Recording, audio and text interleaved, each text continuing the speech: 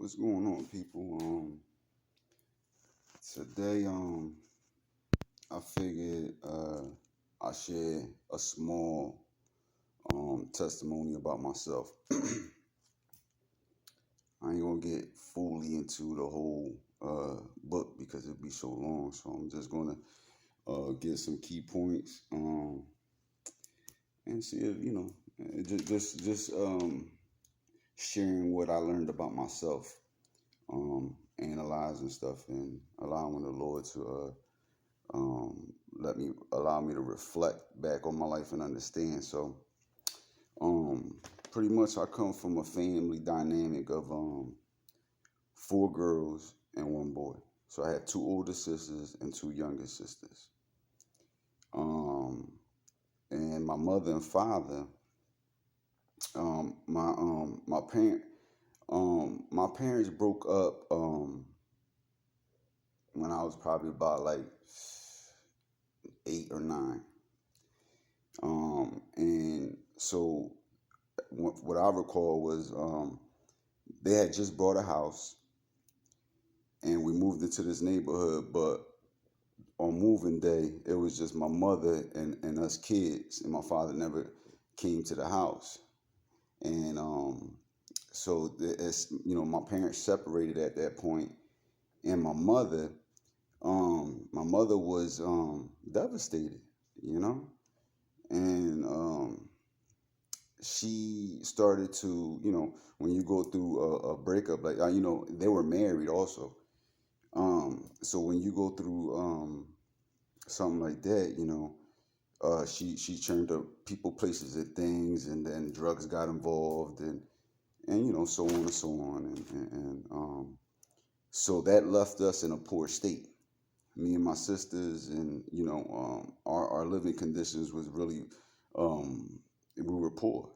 And if anybody my age remembers, back in I'll say mid 80s all the way up to mid 90s, there was very prevalent drug area, and then we moved up by D and Allegheny. Now at that point, at that time, like you talking about 90, 91, 92, it was a real prejudiced area up there. I'll never forget. And this is my first encounter with racism. We was at a public pool, and a man hit my sister's lip and busted her lip, and he somebody was like, "Yo, you hit that little girl in the mouth," and I was standing right there, and I seen the man turn, and he said, "Oh, she's just a spit." And that always stuck in my head because I felt like at that moment I was young. I was like 8, and but I never forget the feeling that it gave me. And so for my sister, like, I looked at her like, damn, I wish I could have helped her at that point, at that time. And that always stuck with me, like the feeling that gave me, and never to be like that with anybody. And it always stuck with me because it's an ugly feeling. So yeah, so we moved up around that area at that point, and there was a breakup between my mother and my father, and my mother had a period where she was on drugs. So me as a teen, as I, stuff happened between then. So now, as a teenager, I turned to the streets. You know, I went to the streets. I started, doing negative stuff, and all the stuff that we grow up thinking, um, you know, um, is cool, I guess you could say. Um, so I did all that too. It's the street thing for me. It's so deep and so long. Like, that's another chapter. So I was in the streets. I got in trouble, um, and I got locked up a few times, and I got locked up and went to juvenile placement. And I did 15 months in juvenile placements, and juvenile placement. And one important thing about that is that when I was locked, when I had found out that I was going to do those 15 months, I never forget that my son, my oldest son, was born, and because I was locked up, I missed that, so they had to bring him to the youth study center so I could have a meeting with him in the counselor's office, and stuff like that. Really made me once I did the 15 months and came out, that really made me think like I never want to be locked up missing my child's birth, you know. And so it changed me. And then not only that, but the people inside where I was at, I was fortunate to have some good people. They also changed my thinking, and I came out and I went to school and I started working and started living a normal life. I had at the time my kid's mother, and we was building a family, and I was doing the right thing or whatever, and so I got to the point where I started to work in juvenile placements. So I started out. So what changed my life? It just gave me the interest to go back and work with kids. That's just what I felt comfortable doing, and I thought I dedicated my whole life to that. So I went back and I started to work with kids, and I started to do very well.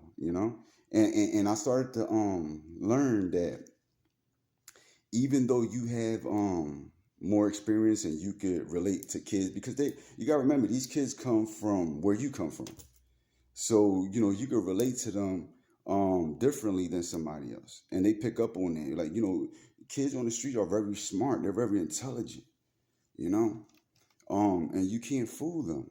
You have to be sincere with your approach with them. That's the only way you're gonna reach these kids, you know. And so from that,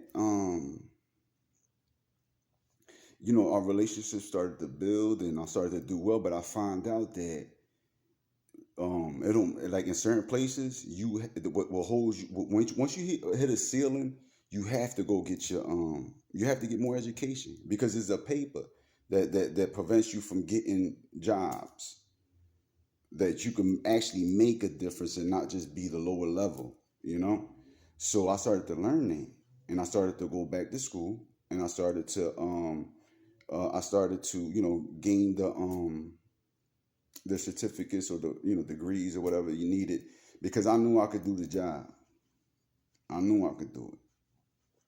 And matter of fact, there a lot of I was giving a lot of advice to a lot of people, but so you go that far, and you start to think you're on your path and this is what you're supposed to do. So the things happened in '09 where there wasn't a lot of jobs, and so me and my kid's mother, we had just bought a house, and I ain't have a job, so the only thing that I could do was join the military. And I joined the military, and I want to say that my experience in the military and I thank the Lord for putting me around the platoon that I was in, and the group of guys that I had around me, because they were really good people, and I really bonded with them, and really I'm just fortunate I had a group of guys like that around me during my time there, and being on tour in Iraq.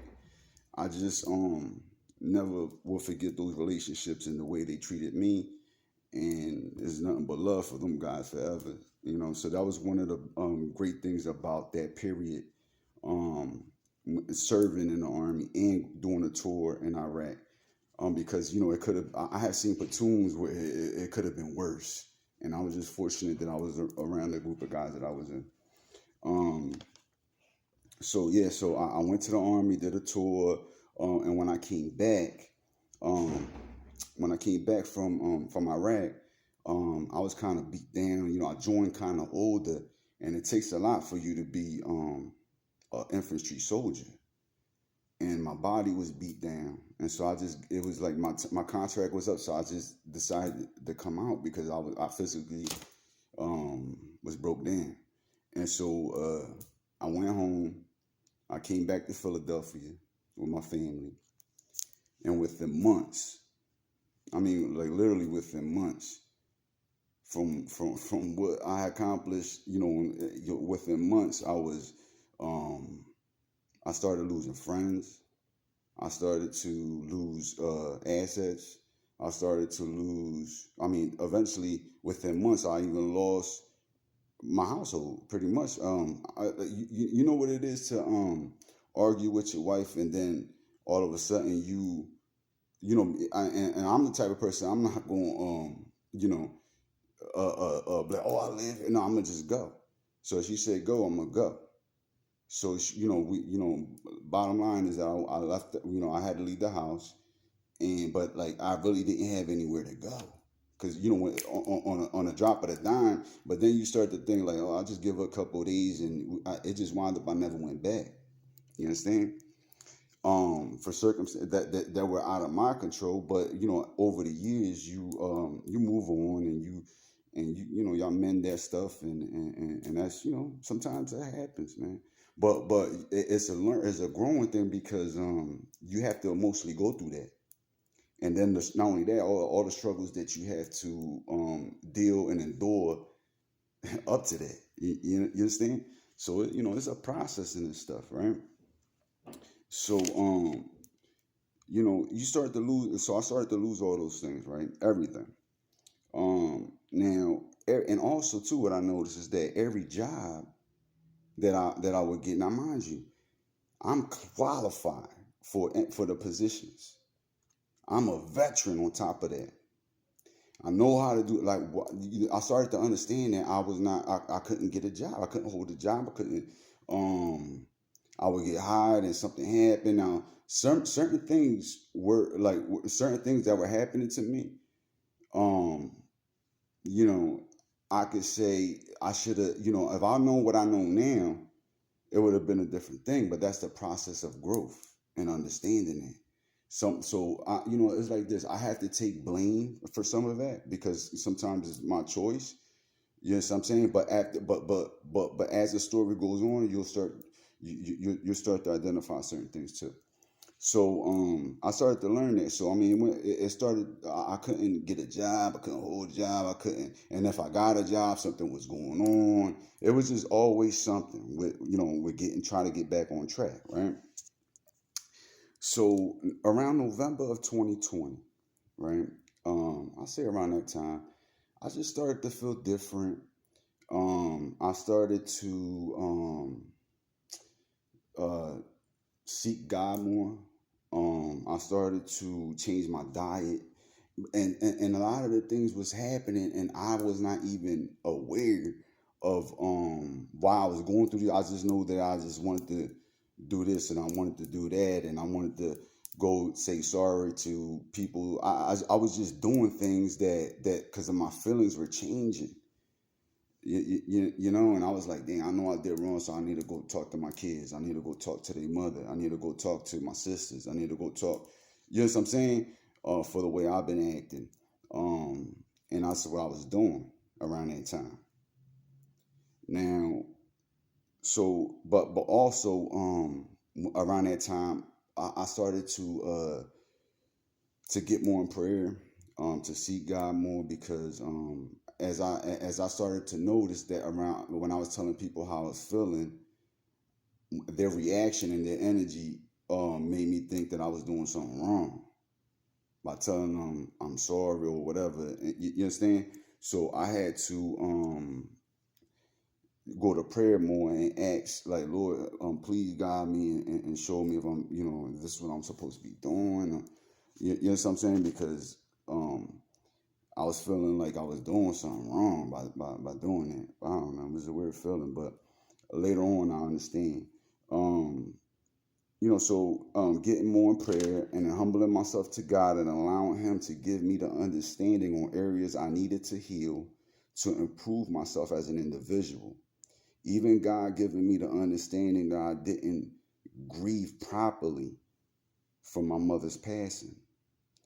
And then once I really analyzed it, I'm like, dang, my mom passed in '06, and here I am in 2020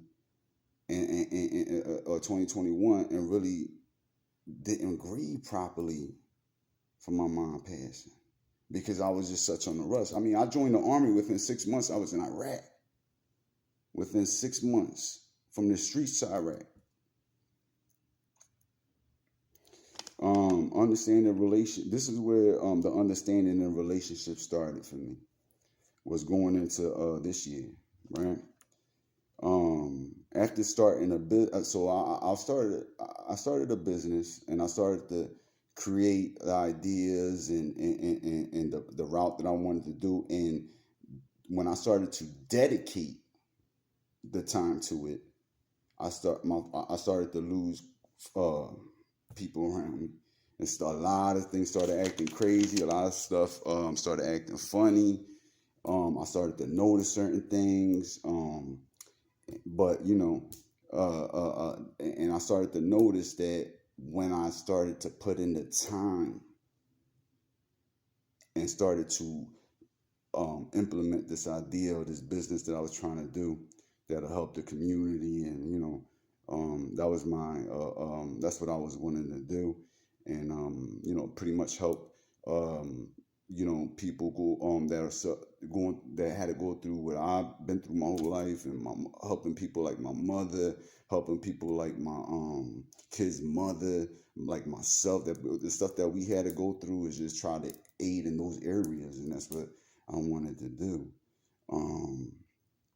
But as soon as I started to do that, then all this stuff started happening to me. I mean, from people following me in the neighborhoods, following me from state to state. The people in the neighborhood who I had relationships, the relationship started to change, and just people in general, like their relation. Like, it's like if I was, like if I was, the target, or they couldn't be next to me. They couldn't be next to the guy who was trying to help the community.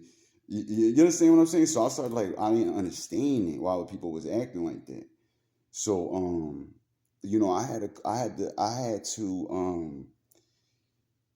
I had to separate myself, and I had to seek God more. I had to allow God to work on me, and allow God to uh, help me understand the problems I have that I need to heal. You know what I'm saying? Because all these things intertwine.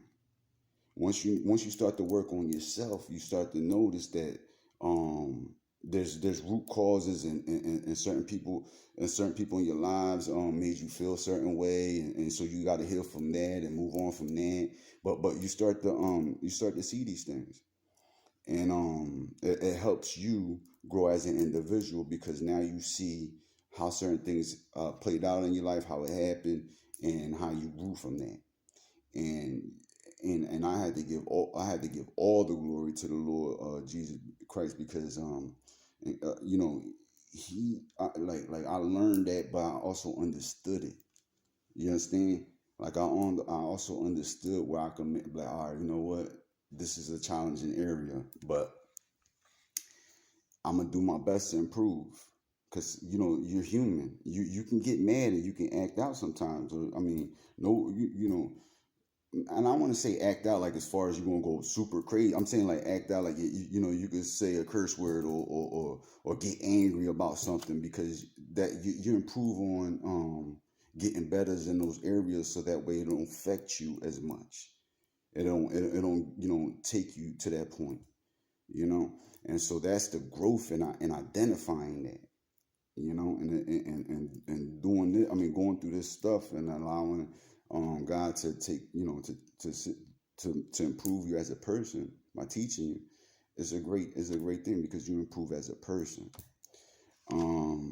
So yeah, me seeking God more and more, and seeking His help, mercy, and guidance to give me the strength and understanding to fix something that I know was not from Him. Me knowing God was me knowing God was with me when I was young, seeing a few things spiritually a few times in my life and telling my family, and people never believed me, never spoke about it because I know what I saw. And I never really spoke about it because every time like I would say something, it was almost like, yeah, right, and so I really didn't say it, but I know what I saw, so I believed it, and I knew that a lot of things that happened in my life, I knew God was with me because I would have never grew from situations. I would have, and I felt, and I already knew that God's always with me, always with us. So, but I definitely know He was with me. Um, so I give Him all the glory, and I thank the Lord for all He does for me. Um, So, I've seen a few things, but understanding the growth and learning that comes with allowing the Lord to work on you. Process and healing may be different for you than me because some people have to heal differently than others. What you heal from is different from what I need to heal from. You understand? So people have to understand is like, you might need to heal differently than me. Your process of healing might be longer than mine's. You understand? So we have to understand it, you know. Um, and just remember that nobody, you might have some certain things that you need to heal from that are different from me. So it's an individual thing. It's an individual relationship with God, and it's going to be uniquely to you because you have stuff that you have to do different than me, and you have to learn different things than me. You have to heal from different things than me. So nobody's the same. Um, I mean, there are people who have to deal with similar issues, yeah. Like, and that's why people who experience those things are the best people to give you advice. But not everything in your whole entire life is going to be the same for somebody else. You know what I'm saying? There's always going to be certain differences. I might have similarities in experience. Um, so the Lord teaching me different ways to look at things, different areas I needed to improve, to become a better individual and become someone He can use, to help others and aid in their growth and advancement through my experience on my life journey to this point. I heard this analogy where he used people he referred people as to instruments, right? People are instruments, right? And the player of the instrument um only know the instrument doesn't know what it's going to do next. Only the player of the instrument knows what it's going to do next. You understand what I'm saying? Um, so it's important to start to understand that sometimes, you know, we have to shape and form our choices, and it's a progression, and you learn and you grow each day. But it's important to understand that we have to try to prepare ourselves as best as instruments so that way we can be used um, by the player. Um, and I just want to end off with this. Everything brought me closer to God, the Lord Jesus Christ. I have no regrets because I learned a lot, and I give the Lord our God all the praise and glory, not only for His love, but for His mercy, His patience, and His understanding. God is good. In Jesus' mighty name, amen. Salute.